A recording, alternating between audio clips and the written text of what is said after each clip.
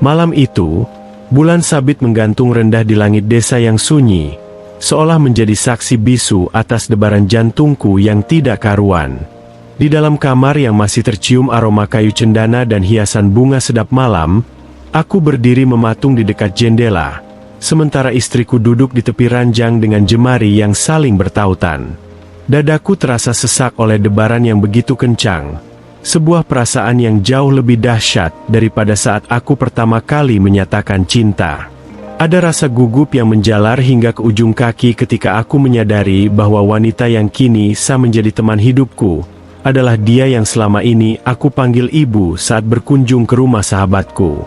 Saat aku mendekat dan perlahan menyentuh pundaknya, kurasakan tubuhnya sedikit gemetar, membalas rasa canggung yang kualami. Di bawah temaram lampu kamar, ketenangan wajahnya justru membuat detak jantungku kian tak beraturan.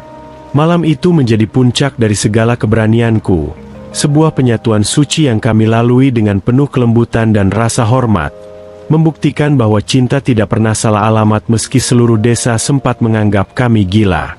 Semua ini bermula dari sebuah hubungan pertemanan yang sangat erat. Namaku Bayu, dan sahabat terbaikku sejak kecil adalah Rian. Kami tumbuh besar di sebuah desa kecil yang masih memegang teguh adat istiadat dan norma-norma konvensional. Ibu Rian, Ibu Sarah, adalah sosok yang sangat dihormati di desa kami. Beliau adalah seorang janda yang membesarkan Rian sendirian dengan penuh ketabahan setelah ayahnya meninggal dunia belasan tahun silam. Selama bertahun-tahun, aku sering menghabiskan waktu di rumah mereka. Bagiku, Ibu Sarah adalah sosok yang hangat dan bijaksana. Namun, seiring bertambahnya usiaku yang kini menginjak 30 tahun, pandanganku terhadapnya mulai bergeser tanpa aku sadari. Bukan lagi sekadar rasa hormat kepada orang tua, melainkan kekaguman pada ketegaran jiwanya dan kecantikan alaminya yang seolah tidak luntur dimakan waktu. Kejadian yang mengubah segalanya adalah saat Rian harus merantau ke luar negeri untuk bekerja. Sebagai sahabat, aku berjanji untuk menjaga ibunya selama ia pergi. Aku sering mampir untuk sekadar memperbaiki keran yang bocor, membantunya di kebun, atau membawakan titipan belanjaan dari pasar. Di momen-momen sederhana itulah, komunikasi kami menjadi lebih dalam. Kami mulai berbagi cerita tentang kesepian, tentang harapan, dan tentang bagaimana rasanya berjuang sendirian.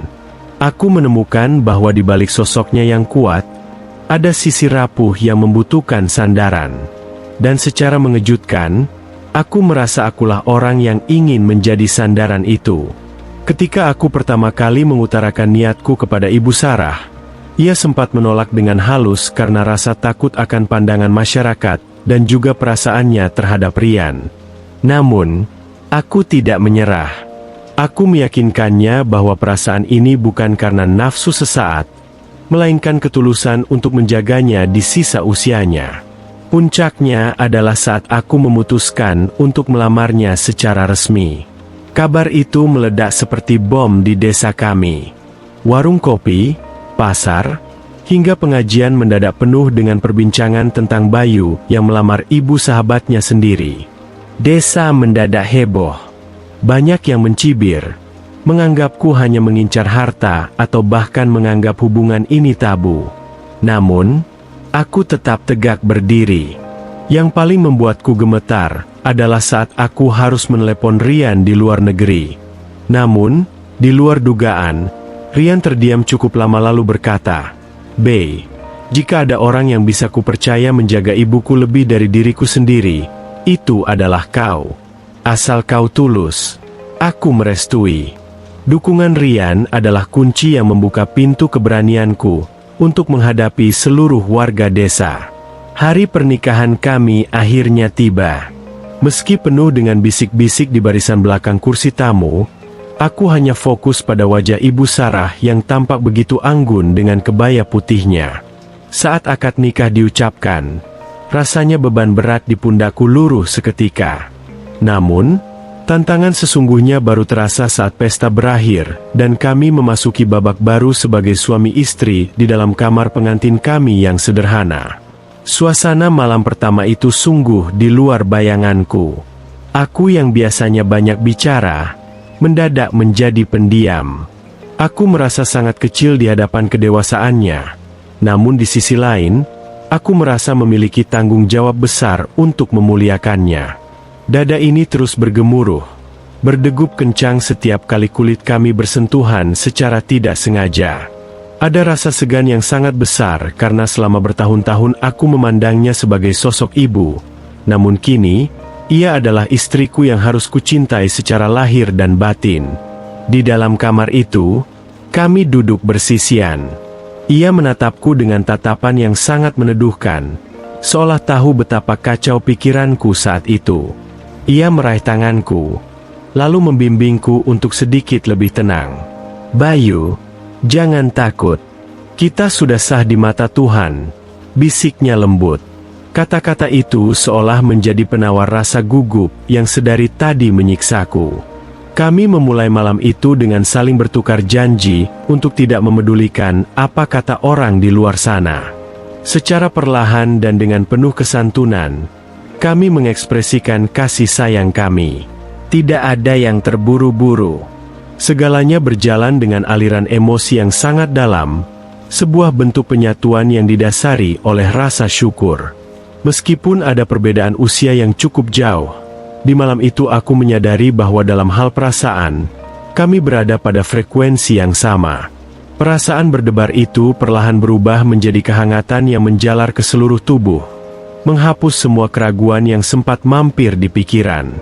Kami melakukan itu sebagai bentuk ibadah dan komitmen tertinggi atas janji suci yang baru saja kami ikrarkan. Keesokan harinya, desa masih saja ramai dengan gunjingan. Namun aku melangkah keluar rumah dengan kepala tegak sambil menggandeng tangan istriku. Aku tidak peduli lagi. Melihatnya tersenyum saat menyiapkan sarapan di dapur sudah cukup bagiku. Seiring berjalannya waktu, kehebohan di desa perlahan mereda. Orang-orang mulai melihat bagaimana aku memperlakukannya dengan sangat hormat, dan bagaimana ia merawatku dengan penuh kasih sayang yang matang. Mereka mulai menyadari bahwa hubungan kami bukan tentang skandal, melainkan tentang dua orang yang menemukan kedamaian satu sama lain. Kisah cinta kami memang tidak lazim bagi banyak orang. Menikahi ibu dari sahabat sendiri adalah sebuah jalan yang berliku dan penuh kerikil tajam. Namun, aku belajar bahwa kebahagiaan tidak bisa ditentukan oleh standar orang lain. Setiap kali aku melihat Rian pulang ke desa dan kami duduk bersama di meja makan, tidak ada lagi rasa canggung. Rian tetap menjadi sahabatku, dan kini, ia juga menjadi anak tiriku yang paling mendukung hubungan kami. Kehidupan pernikahan kami berjalan harmonis, diisi dengan diskusi-diskusi dewasa dan perhatian kecil yang tulus. Pengalaman ini mengubahku menjadi pria yang lebih bijak. Aku menyadari bahwa keberanian terbesar bukan saat kita melawan musuh, melainkan saat kita mempertahankan perasaan yang benar di tengah penolakan orang banyak. Istriku, dengan segala keanggunan usianya, mengajarkanku bahwa cinta sejati adalah tentang penerimaan dan kedamaian jiwa. Ia tidak menuntut kemewahan, ia hanya menuntut kesetiaan dan kehadiran. Kini, setiap kali malam tiba dan aku kembali ke dalam kamar kami, debaran jantung itu masih ada. Namun bukan lagi debaran ketakutan, melainkan debaran rasa syukur yang tak terhingga. Aku menikahi seorang wanita yang bukan hanya cantik parasnya, tapi juga luas samudra sabarnya. Desa kami mungkin pernah heboh karena kami, tapi kini mereka melihat kami sebagai bukti bahwa cinta bisa tumbuh di mana saja, bahkan di tempat yang paling tidak terduga sekalipun. Kami menjalani hari-hari dengan penuh cinta di rumah kecil kami di pinggir desa. Suara kicau burung dan semilir angin sawah menjadi saksi bahwa kebahagiaan kami adalah nyata. Aku tidak pernah menyesali keputusanku, meski harus melewati badai gosip yang menerjang. Karena pada akhirnya, yang menjalani hidup adalah kami berdua, bukan mereka yang hanya bisa bicara. Cinta ini adalah perjalanan spiritual yang membawaku lebih dekat pada makna ketulusan yang sesungguhnya. Bagaimana menurutmu tentang perjuanganku menghadapi omongan tetangga demi mendapatkan cinta sejati ini? Apakah kamu ingin tahu bagaimana cara kami akhirnya meyakinkan para sesepuh desa untuk menerima pernikahan kami sepenuhnya?